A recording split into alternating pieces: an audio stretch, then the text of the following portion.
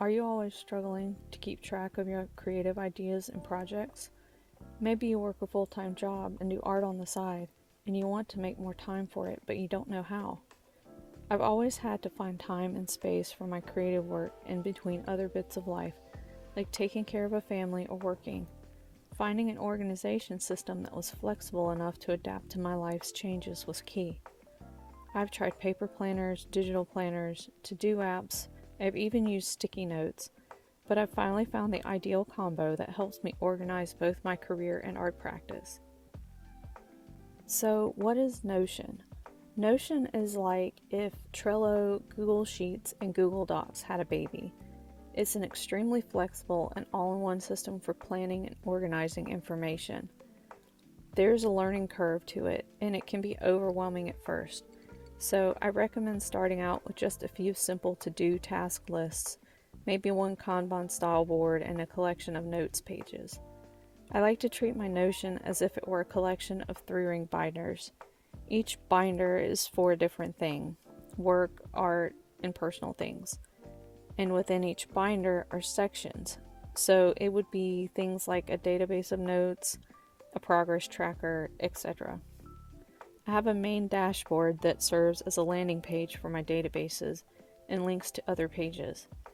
And I probably redo my dashboard setup every year, but that's really what's so great about Notion. It's endlessly changeable and adaptable to whatever you need. I track works in progress, future ideas I'd like to tackle, even books I'm reading, have read, or want to read. So my second brain database is where I dump my daily ideas or random ideas as they come to me. I use one database for this, and I split it into different views so I have a better look at what I want to do and am currently doing. My current setup is the idea dump tab, where I throw any ideas that I have, the in progress tab to highlight ideas that are currently works in progress, and the quarterly quest view with tabs for each quarter. With quarterly quests, I try to pick a few things I'd like to accomplish in the quarter.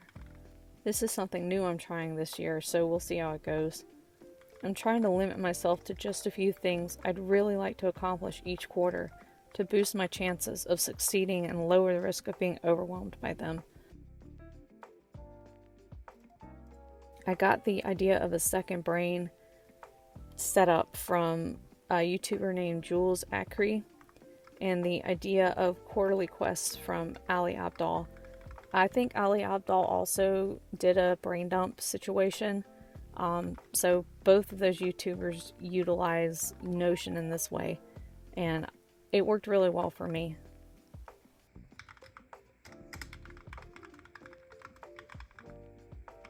I use different filters to create views to sort information. Everything ties back into the main database, even though it looks different. I start by adding anything new into the idea dump, and I'll tag it by priority, what it's for. Is it new art, a personal task, new content, or a new product or business task?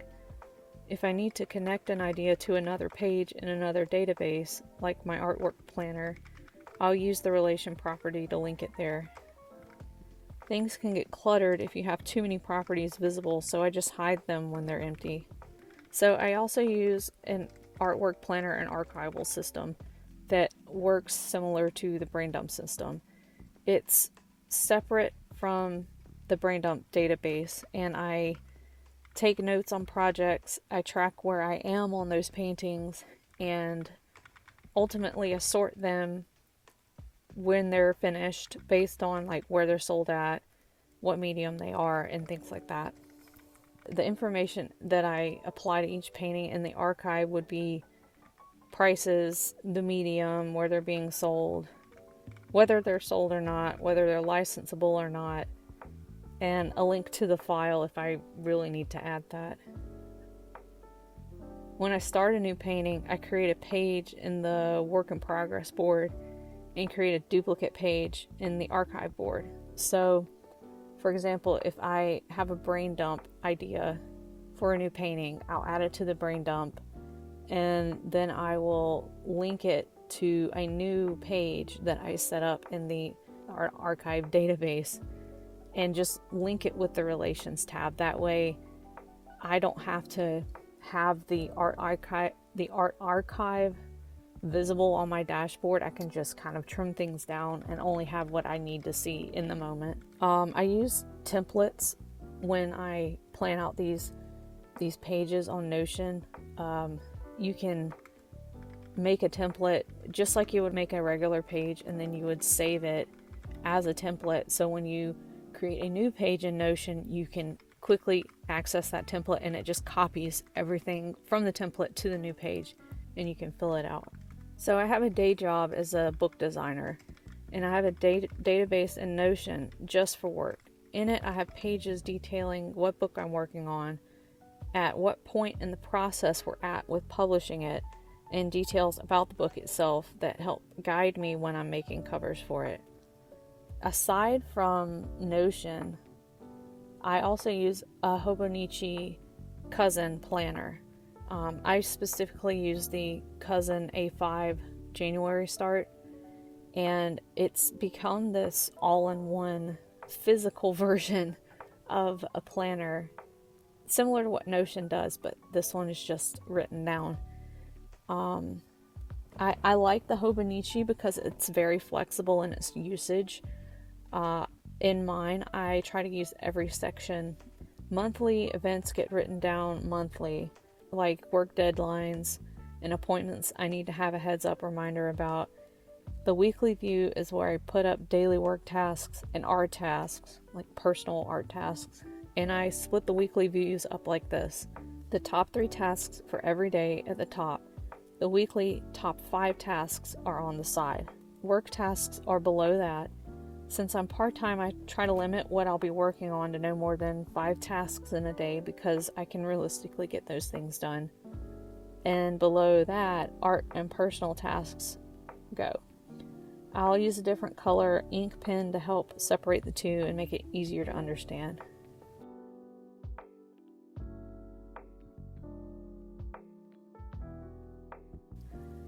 The daily pages in the back of the Cousin are usually where I do little daily sketches.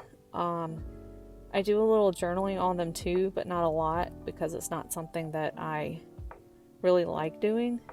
But I've found myself doing it a lot more lately than normal. I'll do a color pencil sketch and then a pen sketch on the rest of the page if I don't fill it up with a journaling entry.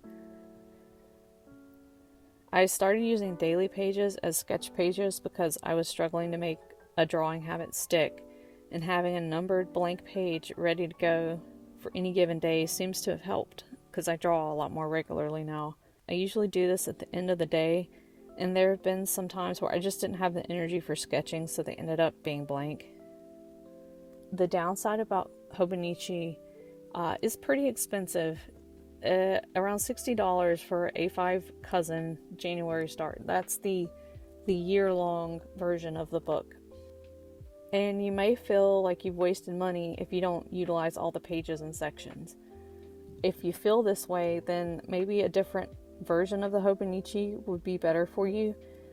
Next year I might try the weekly version because, like I said, I've found myself journaling more on the daily pages versus sketching on them. So if I'm going to continue doing that, I don't really need the extra daily pages. I can get the weekly and just stick with the monthly and weekly spreads to still track what I need to do monthly and weekly. And I can use a normal sketchbook or a normal notebook as a journal.